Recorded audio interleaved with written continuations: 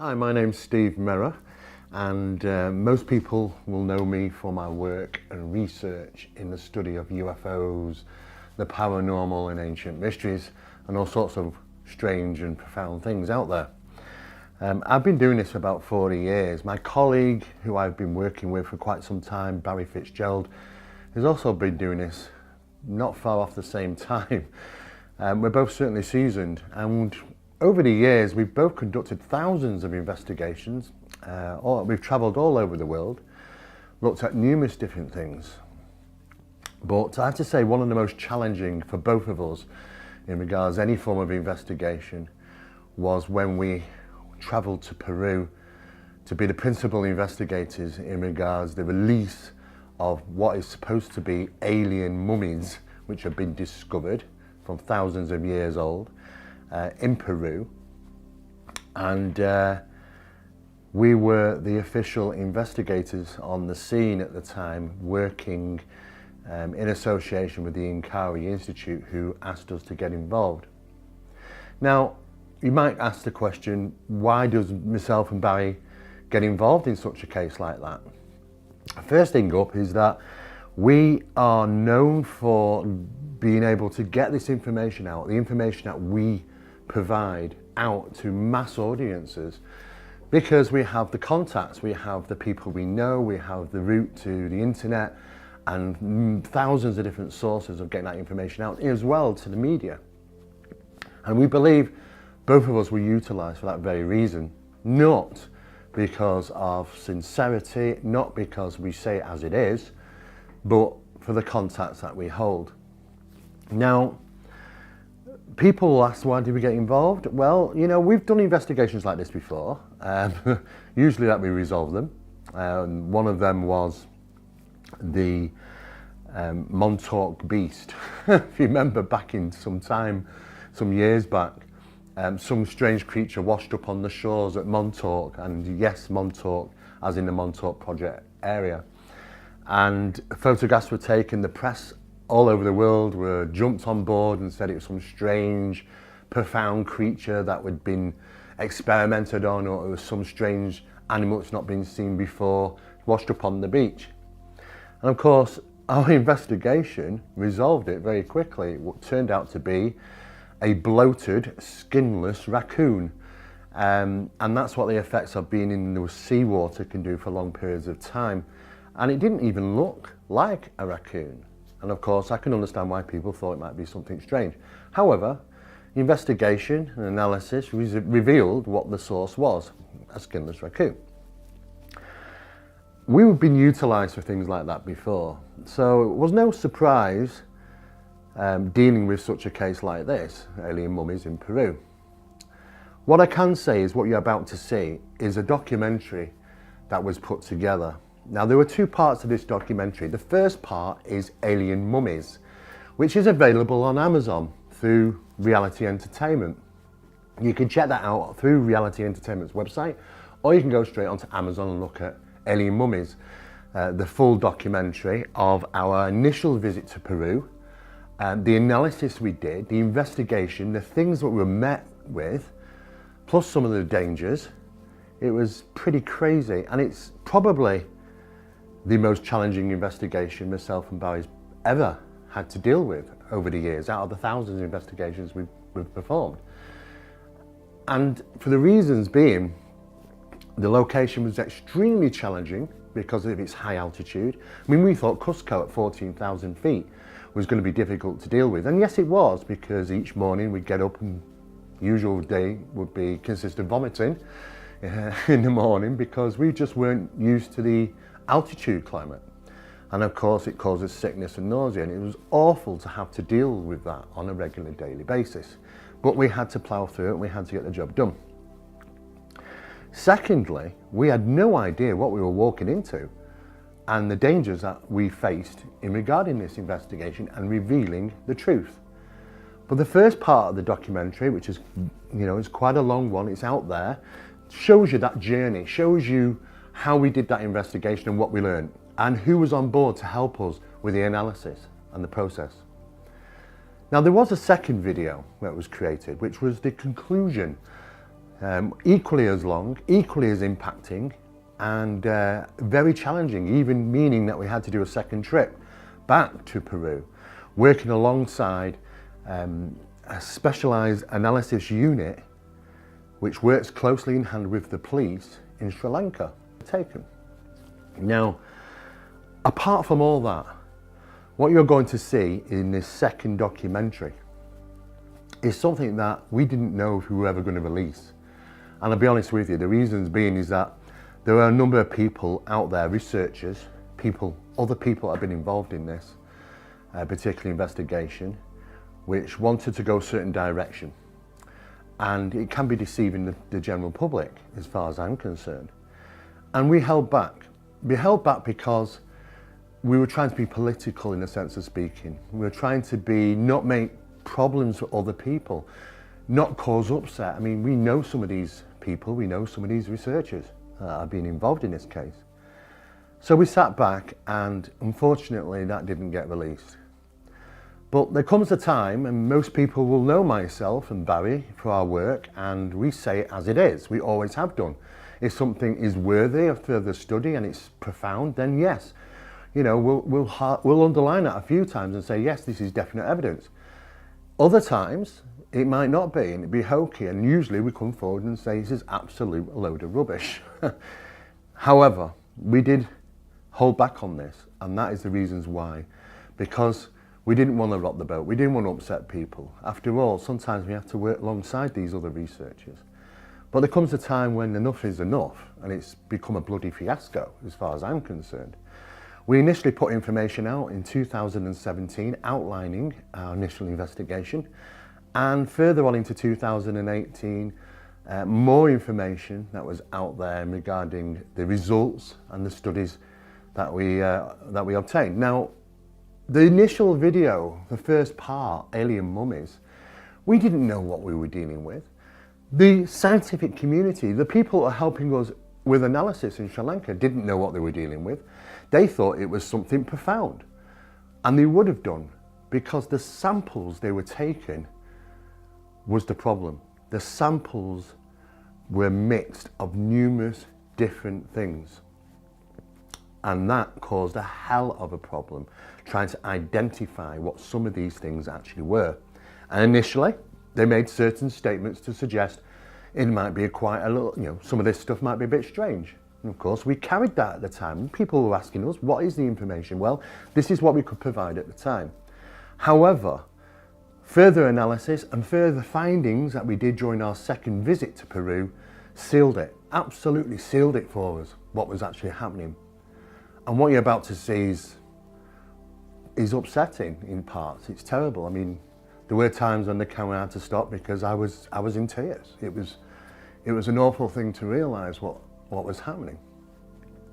And I want you, the viewers, to be able to see this for the first time, so we can let the world know what things are happening out there, and terrible things to culture, terrible things, you know, which have happened to people who have buried their family in those areas. And we need to get that information out, and it's vital that we do so. So, you know what, we've decided to finally release this video and hopefully put this to rest, because there are some terrible acts going on out there, and there are some researchers that seemingly want to support these actions. If they really knew everything, and they might already do so, why would they even be involved? There's a terrible racket that goes on in these countries like that, and I can understand, because of poverty in many of these locations, it can cause people to do criminal acts and deal with the black market and things like that. But at the end of the day, we're not only just dealing with artifacts which are being illegally sold on the black market. You know, the culture of this society is in rags because of these things that happen illegally. That's got to stop. And secondly, you're dealing with people that just don't care about what they're doing and digging up bodies to create these crazy things that are supposed to look like aliens. It's got to stop. Those things are terrible acts. And like I said, it was very, very challenging to do this documentary. We had to stop because we were upset, we were annoyed, we were frustrated, You're going to see it in its entirety now. If you want to see part 1, don't forget Alien Mummies is on Amazon. You can also get it through Reality Entertainment's website. It's also available on a number of platforms if you search across the internet, Alien Mummies from Peru. That's the first part. The second part you're going to see will be the conclusion, our final conclusion and our final statement on this. We cannot keep coming out with this information because people's belief is that they want to think it's something alien. You know, it outweighs the evidence and facts. We live in a crazy world, unfortunately. But I hope you enjoy the documentary, and I hope you understand the reasons why we held back on this. Because at the end of the day, you know, myself and Barry are nice people, and we don't want to upset people. We don't want to rock the boat. But there comes a time when you've got to stand up and you've got to say, enough's enough. I hope you enjoy the documentary.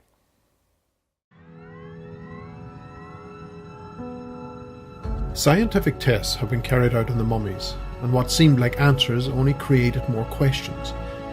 But like all good science, it begins with observation.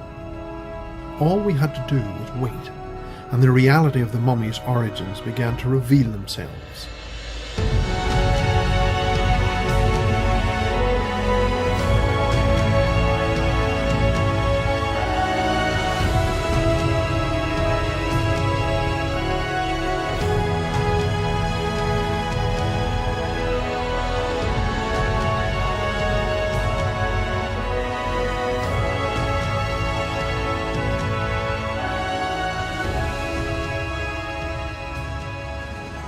Initially, we arrived in Peru to record the memorable alleged reveal of a series of mummies we were told were found in a cave in Peru. The world's press, we were led to believe, would be at a press conference in Lima, Peru's capital. However, the origins of the cave in which the naturally mummified bodies were found remained shrouded in secrets. But Thierry Jaimín, president of the Incari Institute based in Cusco, became a halfway house between the alleged discoverers, known in Peru as huaqueros, or grave robbers, and the scientific community. In our initial meeting with him in a hotel in Cusco, he told us of the alleged cave where the remains were found. Es el sitio. Yeah, he said one of the more important points is the place where they found that they can't say where it is. Dicen que hay una energía electromagnética muy fuerte en la zona. They say in that place where they found it, there is a very high electromagnetic. Y que no han tocado 10% del sitio. They didn't touch 10%, not even 10%. Han visto entidades biológicas vivas. And they also saw live biological células? No, seres... entities. Right. Y de este tamaño, 40 centímetros, y de más de 2 metros, and 2 meters. Que se han escapado en los túneles. The cave grew into an investigator's enigma, due mostly to the fact that the huaqueros wanted to keep the site secret, as more alleged bodies and artifacts were still being removed. When we began to apply more pressure to reveal the cave, we were told we would end up being shot if we went to the desert, and with such a statement we backed off on our pursuit of the discovery site.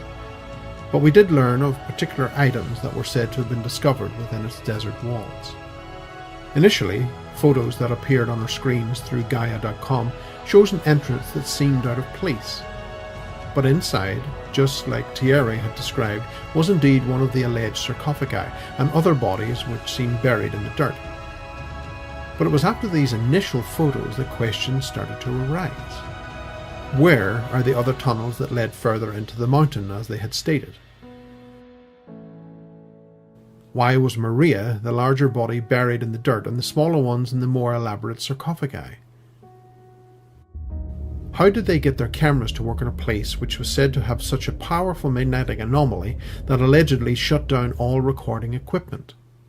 The obvious sleight of hand came yet again when in late 2017 Peruvian researchers were seen clambering into a natural cave said to be the original location for the mummy discovery.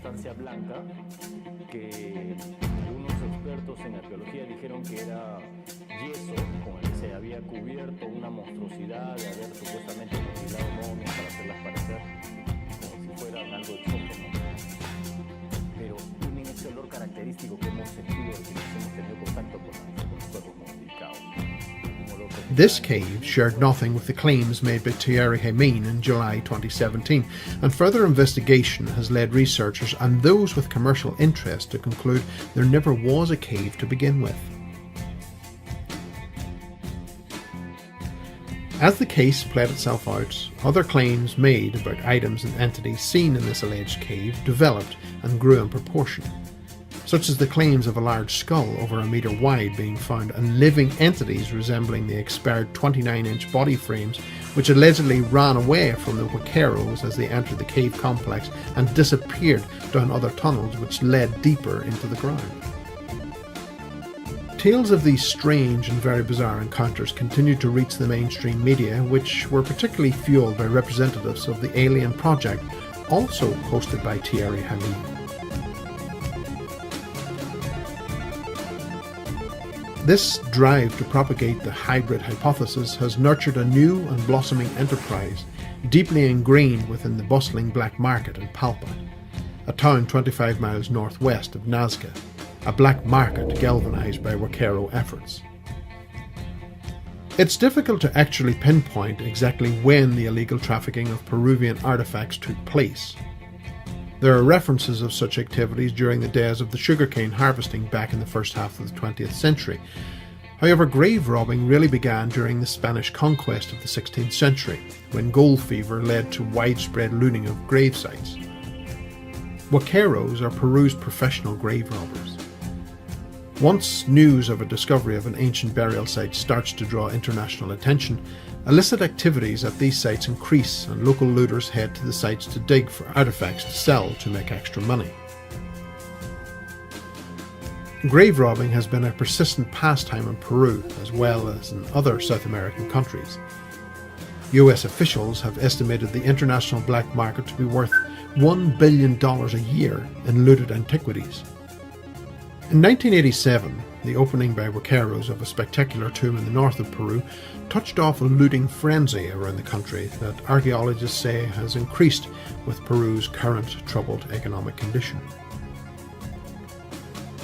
Huaqueros are often feared and occasionally enter into violent shootouts with police authorities. Peru's government officials believe the Huaqueros often work with rich collectors in Lima, who in turn work with international investors and have developed sophisticated trafficking networks for antiquities, illegally exporting an untold number out of the country. There have been a number of museum robberies, and police authorities believe that in the last 3 years these robberies are a result of direct interest and requests from abroad. 2 hours north of Peru's capital city Lima, a dirt road runs off the main highway into the desert, past a chicken farm, and up to a series of rounded hills. At the base of these hills, in an area the size of a football field, the ground is pockmarked with holes, some 12 feet deep. Strewn around are pieces of ancient pottery and fragments of human bones from the Chanche culture, which flourished between 700 and 1400 AD, worthless items left behind. In the holes are the remains of passages and burial chambers that have nearly been demolished. Gone are any pieces that can be sold to tourists, antiquities dealers or collectors in Lima. Also gone is most of the archaeological evidence that would help scientists better understand this complex civilization.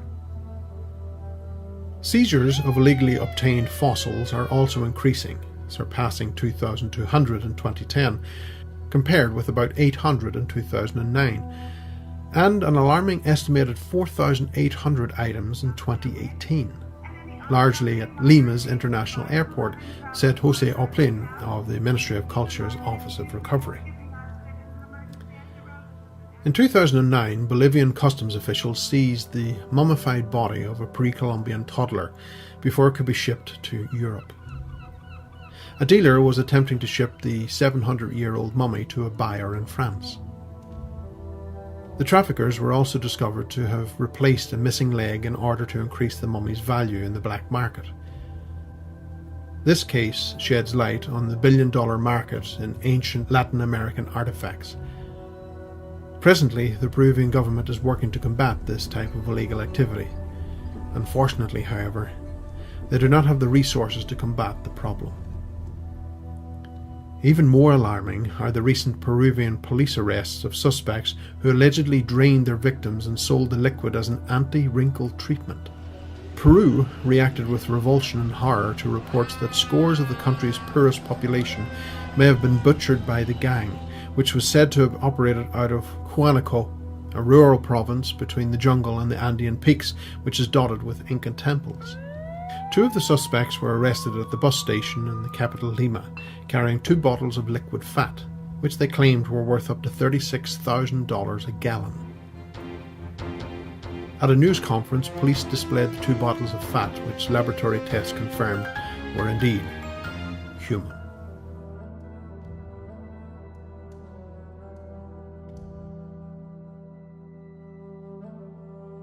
The illegal selling of ancient bodies continue.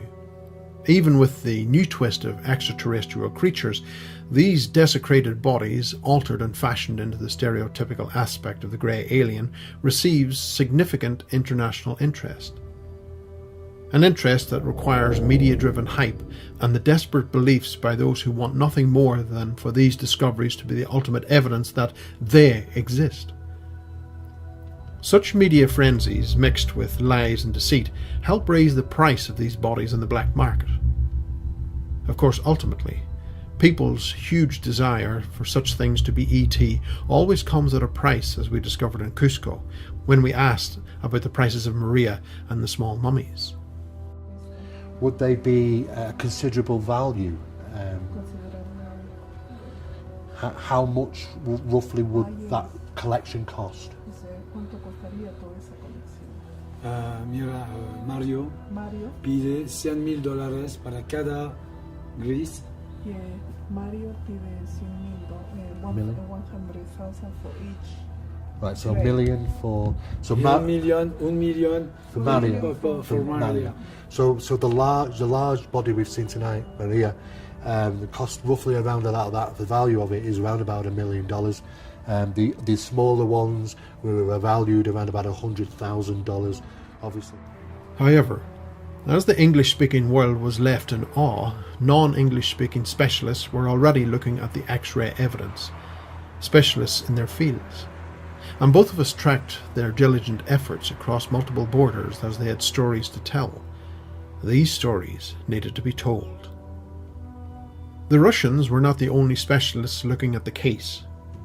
Due to language barriers, vital research remained unknown to the mainstream English-speaking community, and just like in Russia, the information was there and ready for the public eye. We had the pleasure of speaking with Alexander Sokolov, a scientific editor and author who graduated from St. Petersburg University with a degree in applied mathematics.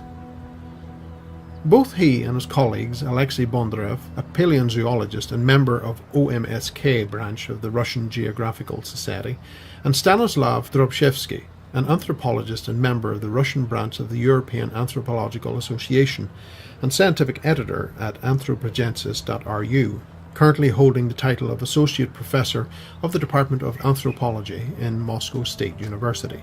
Alexander told us that they received a letter from Dr. Konstantin Korotov, the Russian specialist who appeared on the Gaia production surrounding the mummy discoveries. The contents of the letter appeared on the website, which read, "You may have heard that recently mummies of several humanoids were found in Peru. I happen to be involved in this work, and now the samples of tissue and DNA of these mummies are being studied in a number of organizations in Russia, the USA, and Mexico. I am not an expert in anthropology, and would be grateful for the opportunity to discuss this situation with interested specialists." The Russian experts agreed to look at the collected evidence, which included the results of radiocarbon dating and a selection of X-rays, and they quickly got to work. The conclusions of their examinations were sent to Korotov, which unfortunately failed to come to light. After a month and a half, the specialists reached out again to Korotov with no reply. Alexei scanned over the x-rays and was very quickly able to determine the remains were from a collection of dissimilar bones.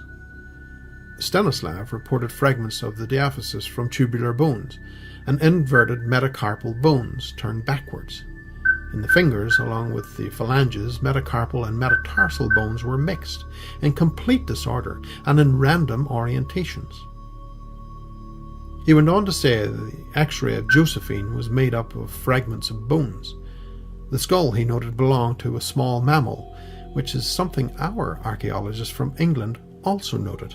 What you're then left with is this rear part of the cranium here, which if you then tilt it slightly back so that you've got the vertical join underneath, you can then build the face onto the front of that.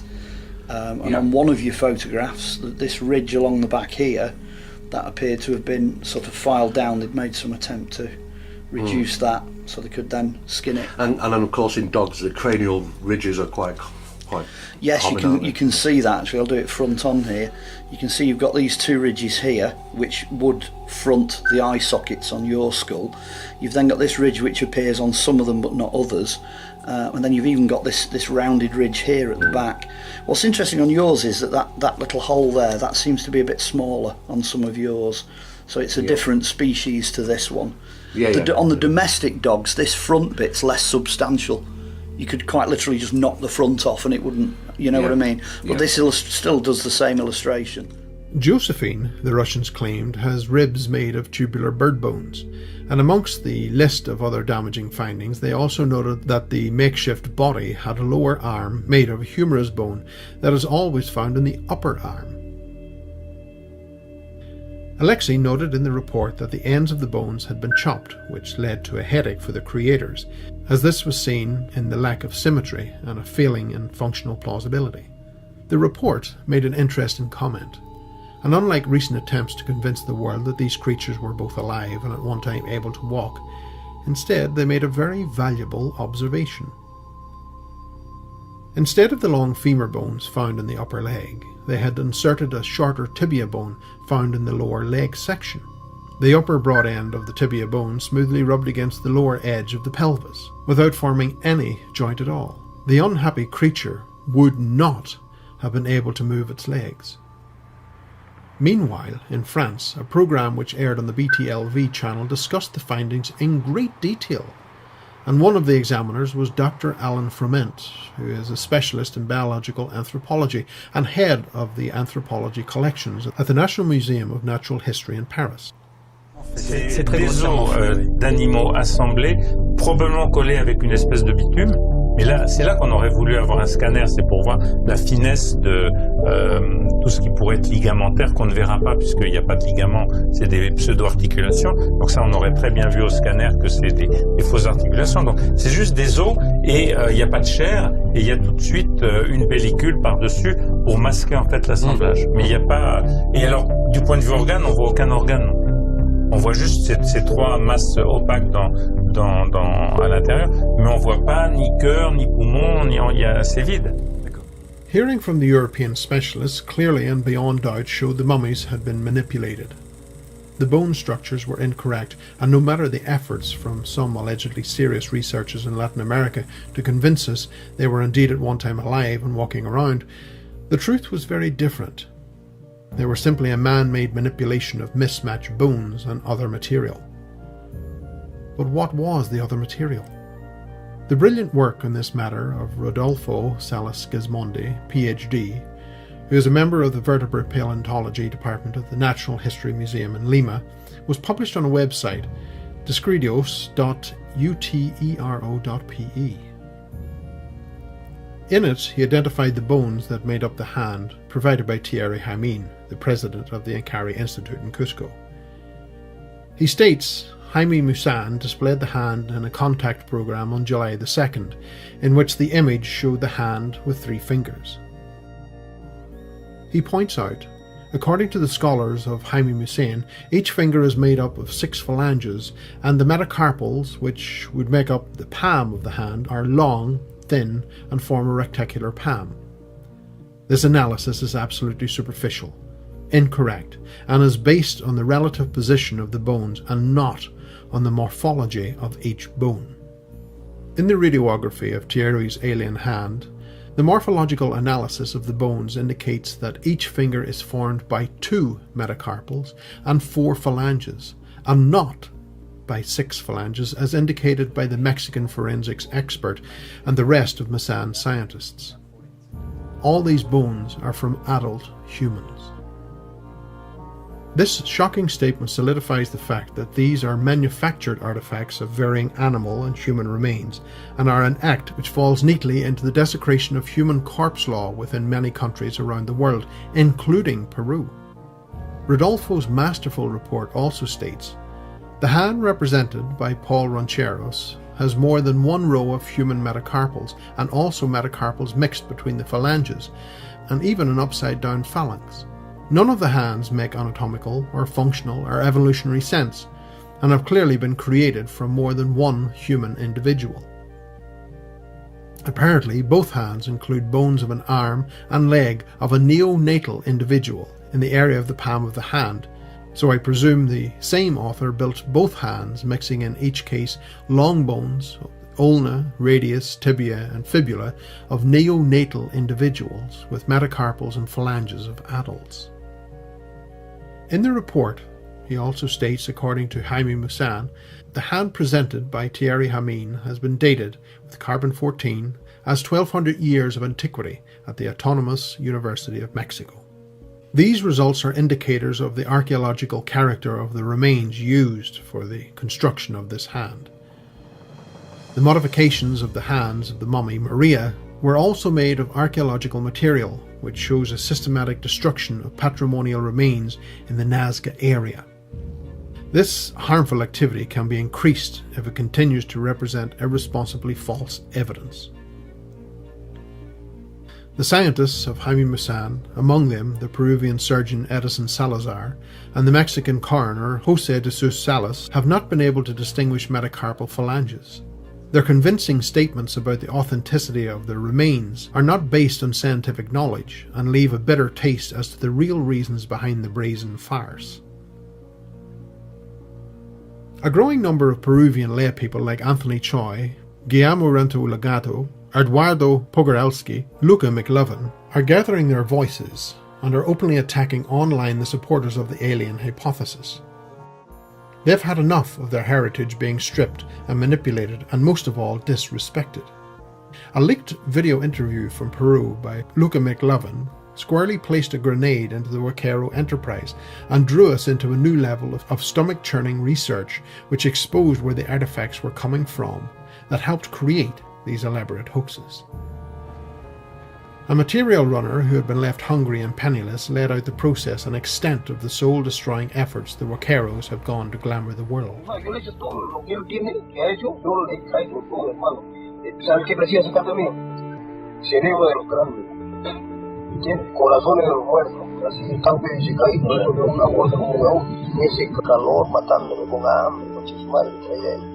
Me pagaba una miseria, una huevadita.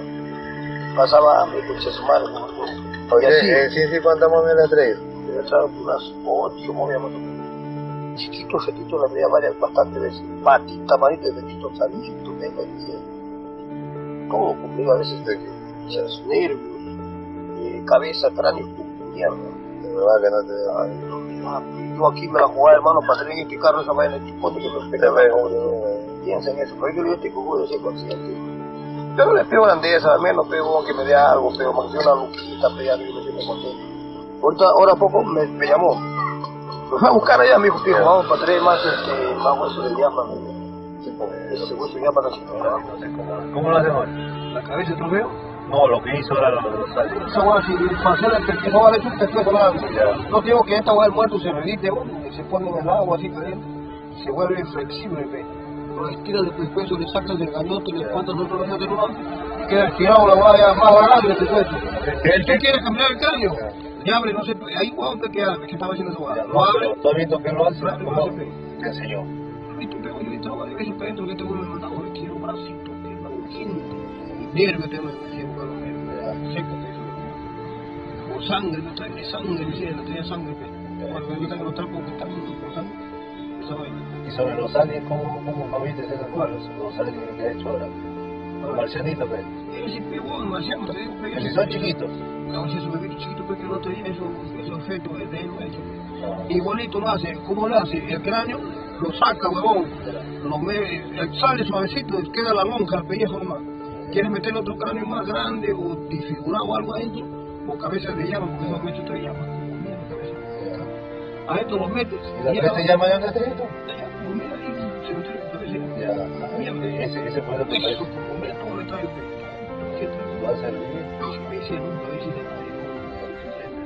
Total que va, esa vaina se tira la cabeza, le saca el cráneo de adentro, tira la lonja y le mete adentro la cabeza ya. Y esa vaina lo pones a secar, solamente se seca, se arruga la vaina y se pega. Acá también igualito la gente que se pega solito, le saca ese adentro, no sé cómo se llama, pero ahí le mete otro compartimiento de este aquí. Pero él la metió creo de llama, no sé si es un hueso de llama más grande. Los son chiquitos nomás. Sí, pero tiene su luna, su dedo grande. Suddenly, the realization struck like a freight train. The entire scientific community had been duped, and the need to acquire DNA was nothing more than a smokescreen. If these bodies were made from multiple parts, DNA became a redundant course due to the varying DNA markers. It would have been causing all sorts of anomalous readings. But it was a course of action that had been used to tag along the public and scientific community. The efforts to complicate the procurement of DNA for analysis became very clear. The constant requests for compensation from those holding the bodies, strangely enough, did not come from the vaqueros and resulted in a large amount of dollars being paid in cash. It soon became clear enough was never enough.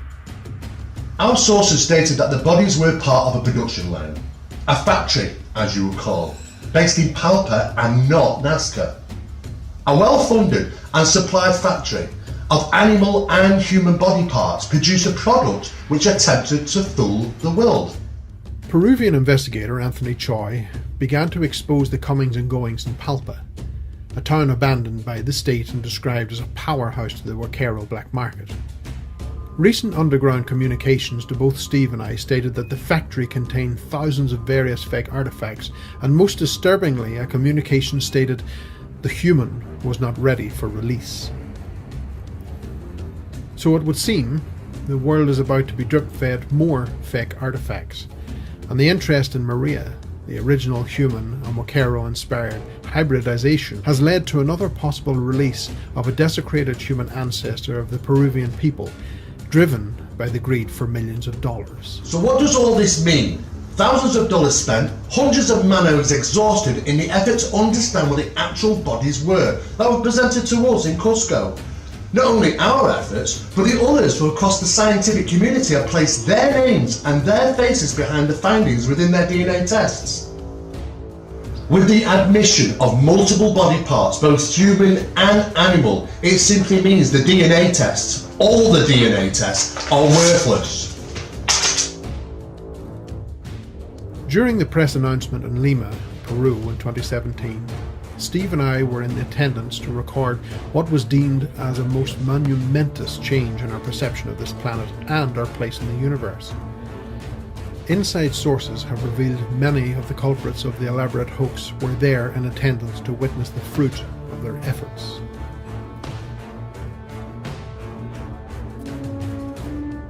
Peruvian investigations lay out the trail of modified human and animal remains, beginning with those presented by an individual identified as Crowix.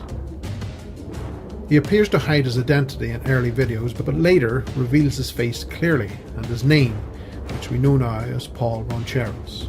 Feuding, however, between those on the ground level seemed to hold up the release of more material, but finally, a vaquero known as Mario allegedly released some bodies to the Incari Institute in Cusco, an arduous journey of over 300 miles over the Andes. Whereas it would have made more sense to have the bodies appear in Nazca, the alleged location of the cave, which was only 26 miles southeast of Palpa. But an elaborate story needed an elaborate plan. Roncheros broke his silence and made claims that the smaller alien heads were nothing more than carved dog skulls. A reveal which corresponded with our own findings through Mark Ollie, the English archaeologist. However, as Rancheros was part of the mass illusion, the boy that cried wolf was not heard. Both Jaime Maussan and Gaia TV brought the story to the wider world through the testimony of Dr. Konstantin Korotkov, whose background was questionable. He himself admitted in a letter to his native specialists, "I am not an expert in anthropology." Значит, я понял, вопрос был, как долго я пытался сообщить Константину Короткову, что это фейк, да? Да, и сколько долго вы знали это, да? Значит, Константин Коротков связался со мной в начале, at the beginning of September last year. And 1 month and 1.5 I tried to talk to Konstantin to tell him that this is fake in my letters. There was about 5 letters. So Konstantin asked that he is not specialized, he can't understand it.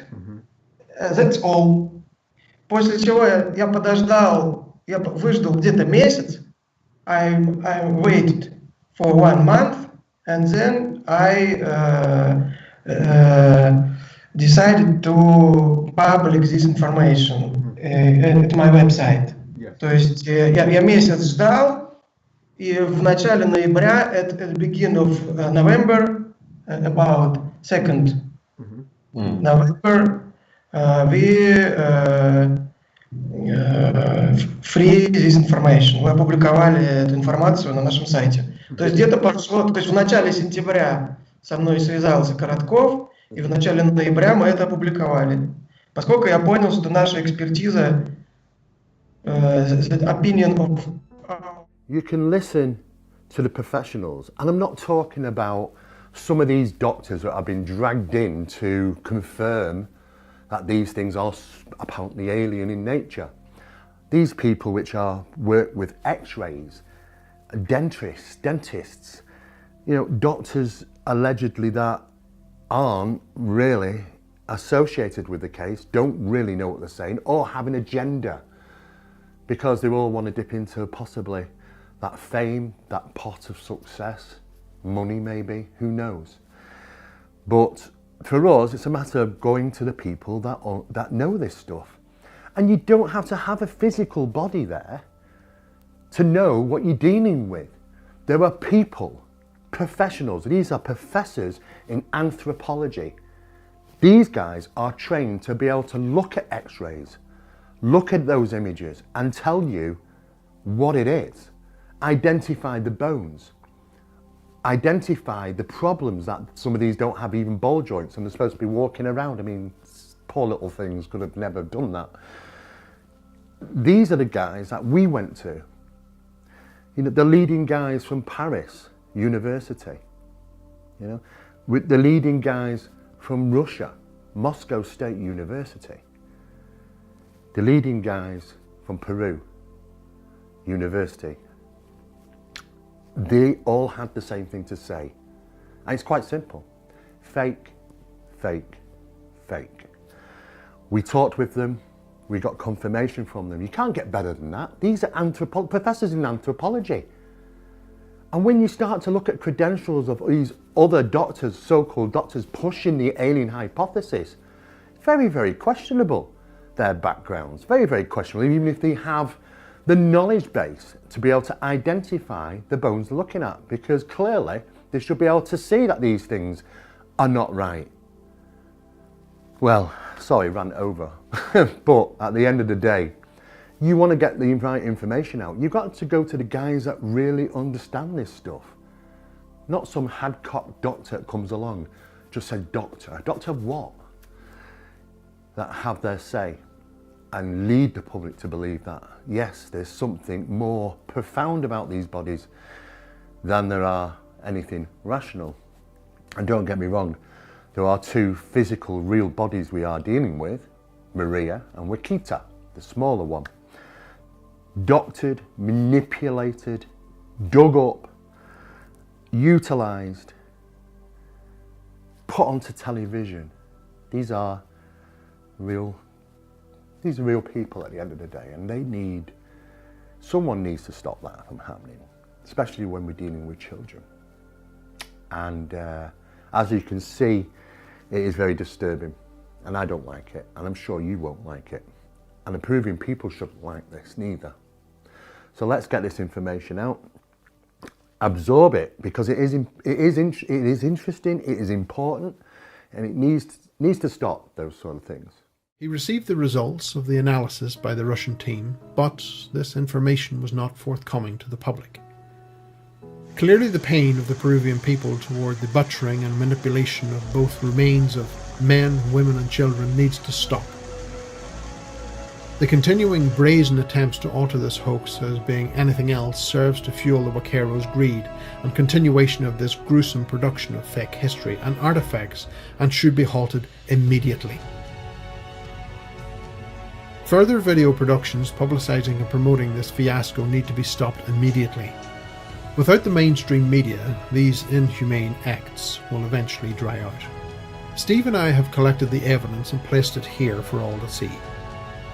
The rabbit hole goes very deep and is very dangerous for those in the ground level to report, as you would expect. Millions of dollars have been made from illegal archaeology, and no doubt it will be something for the Peruvian people to fix. In conclusion, we wish to thank all the hard work delivered to both Steve and I from the French, Russian, English and Peruvian teams.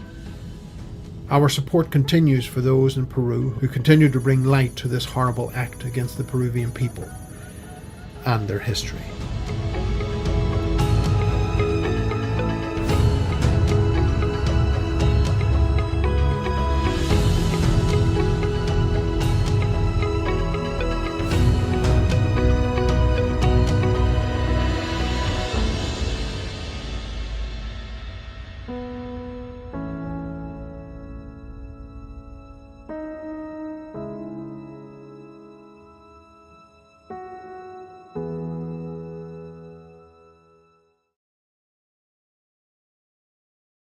To find out more information about some of the research that was carried out, it has been documented within a magazine called Phenomena magazine, and you can find that at www.phenomenamagazine.co.uk.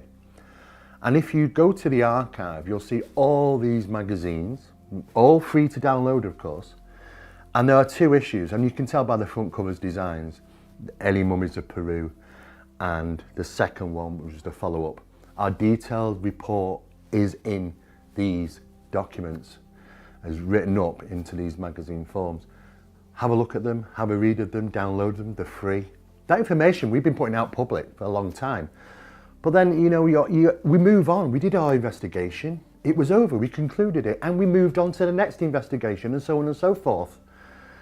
At the end of the day, we don't hang around, keep pushing out this information. 7 years on, here we are again, in the news, the same old stuff. The same stuff we were dealing back in 2017 and 18, the very same things have reared their head again. And people out there are starting to believe and see through the hoax, and that's great, and I hope they do so. Because there's real good research happening out there. I know a lot of people in this field, a lot of brilliant researchers and investigators, and it not only damages them, it damages mine and Barry's work as well, and many others. It's got to stop, because when at this precious time, this moment we are in 2023, we are pushing forward for answers about this phenomena. We're finding out new things all the time. And slowly but surely, people are understanding for the very first time what this phenomenon might truly represent. Things like this damages that. It takes a step back, and we're not the only people to have come out and said this. There are other people now saying exactly the same thing. It's damaging to the subject, it's damaging to the community, it's damaging to us trying to get information out. It's got to stop. There are people in this field which seemingly don't care too much about that. Some of them want to line their own pockets, some want the fame.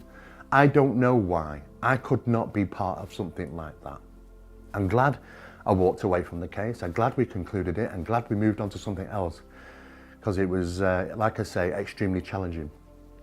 But please do share, do like, do subscribe, do pass this information on to others, because it really does need to be out there.